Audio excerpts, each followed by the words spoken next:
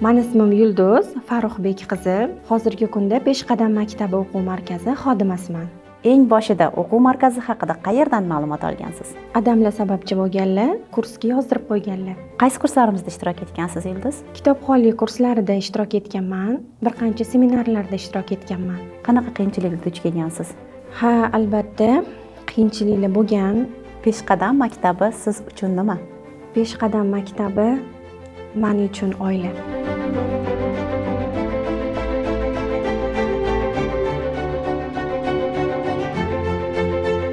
Assalomu alaykum. Bugun sizlar bilan Peshqadamlik sari rubrikasining navbatdagi sonida ko'rishib turibmiz.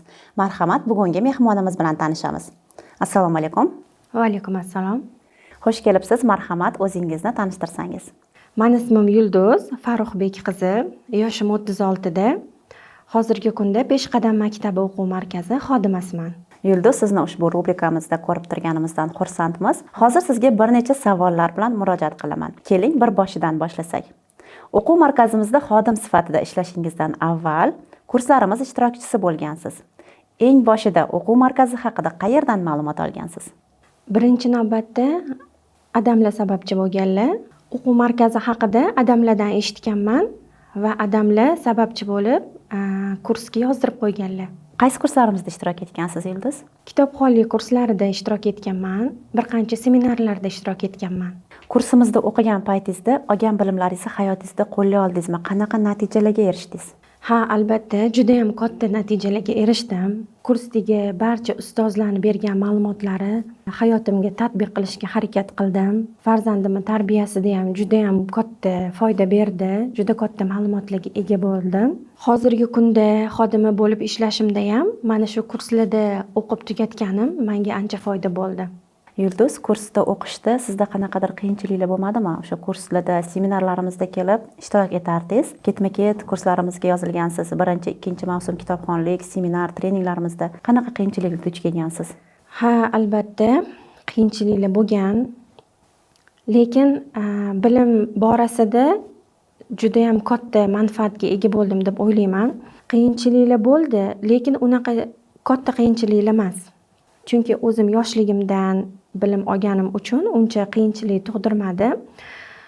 Lekin o'zim uchun juda katta yangiliklar bo'ldi. Peshqadam maktabi siz uchun nima? Peshqadam maktabi men uchun oila. Meni oilam hisoblanadi Peshqadam maktabi. Sababi o'tdagi xodimlar, opalarim, singillarim, ustoz men uchun juda ham qiymatli insonlar hisoblanishadi va men bu Peshqadam maktabi xodimasi bo'lib shu yerda ayol qizlarimizni bilim olishligida yordam berayotganimdan, xizmat qilayotganimdan juda ham faxrlanaman. Sizdek xodimlarimiz borligi o'quv markazimizning ham katta yutug'i hisoblanadi. Yulduz, kurslarimizda ishtirok etib turib, xodim sifatida ishga qabul qilindingiz. Bu qanday bo'ldi? Qanday qilib jamoa a'zosi, xodimasiga aylandingiz? Shu haqida ham aytib bersangiz. Men kitobxonlik kursida birinchi, ikkinchi mavsumlarida o'quvchi bo'lib ishtirok etdim. U yerda kuratorlar bo'lardi.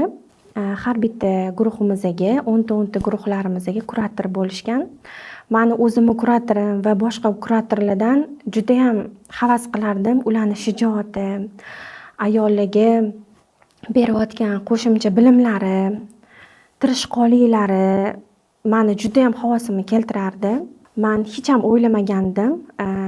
Men ham ular bilan birgalikda kurator sifatida ishlayman deb juda ham xursandman va keyingi mavsumlarda mas'ul xodimlar meni taklif qilishdi kurator bo'lishlikka va men kurator bo'lib ishladim. Bu narsadan, bu ishimdan juda ham xursandman.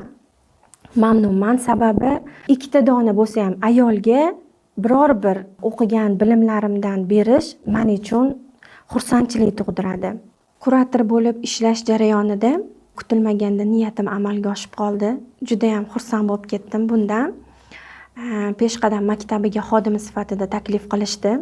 Men juda ham xursand bo'ldim va turmush o'rtog'imga ham bu haqida xabar berganimda ular ham juda ham xursand bo'lib ketdilar. Sidqidildan xizmat qilishimni duo qilib ma'qulladilar. O'zim ham bu Peshqadam maktabi o'quv markazida xodima bo'lib ishlayotganimdan ayollarga manfaatli bilim olishliklarida yordam berayotganimdan judayam mamnunman. Rahmat Yulduz.